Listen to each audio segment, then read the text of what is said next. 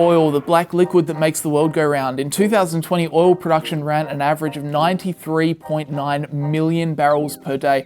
Over the course of a year, that's 34 billion barrels of oil, enough to fill a 50-meter Olympic swimming pool 2,180,000 times.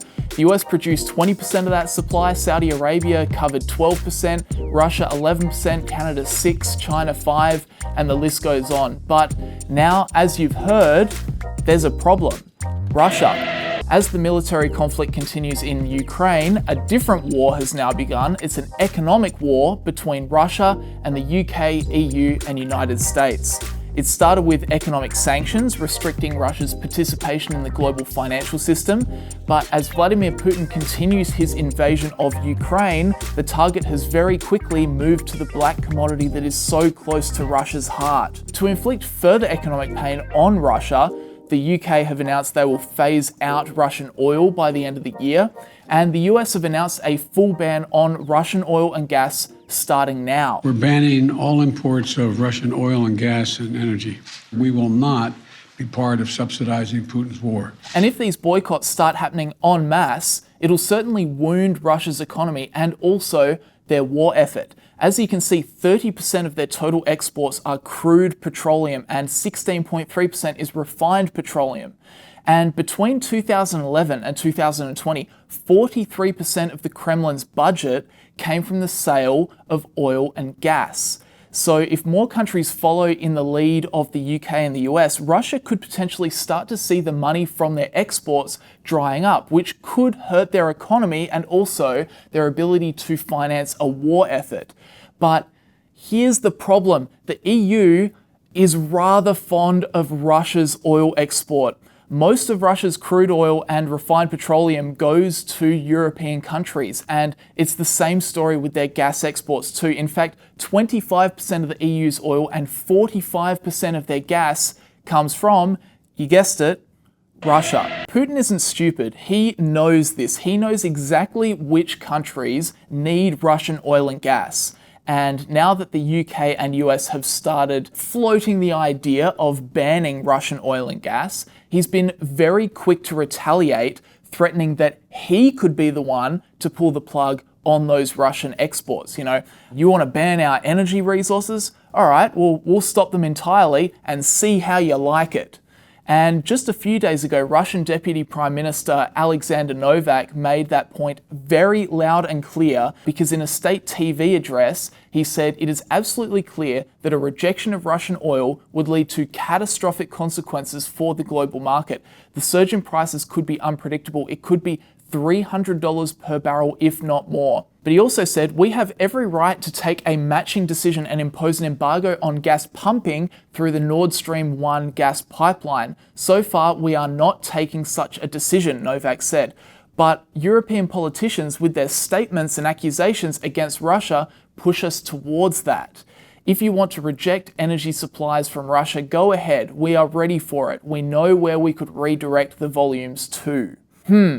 That would be a big problem, and that's the reason why this news recently sent the price of WTI crude and Brent oil as high as $128 and $130 per barrel respectively. You can think about it like this: supply and demand. The world's demand for oil is now increasing again as travel picks up. But if Russian oil is taken out of the equation, then suddenly the supply takes an 11% hit. Obviously, that tips the scales more towards inflation of prices, and that's exactly the reason why petrol prices are rising so painfully high right now. But weirdly, on Wednesday last week, the oil prices took a drastic turn in the other direction.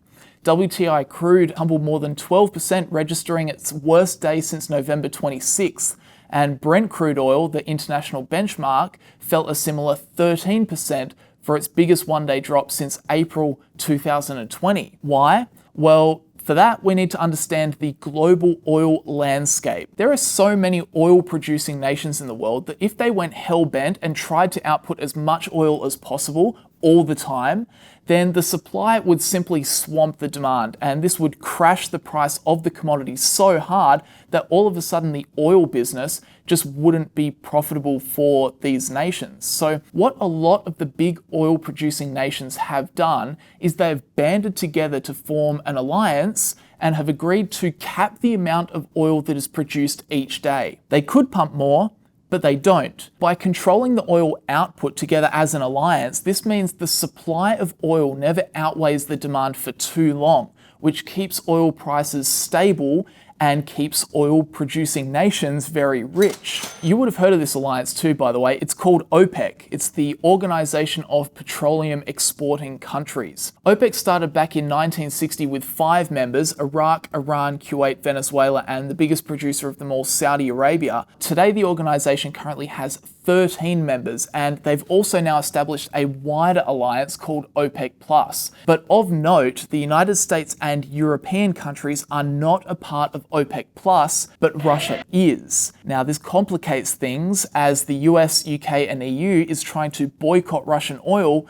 but they need OPEC to help out and fill the hole in the market for them to be able to do it. With that understanding, then the question is, okay, if Russian oil is taken out of the picture, is it possible that OPEC can and will increase the production elsewhere to make up for the deficit? The will remains to be seen, but if we ask, can they?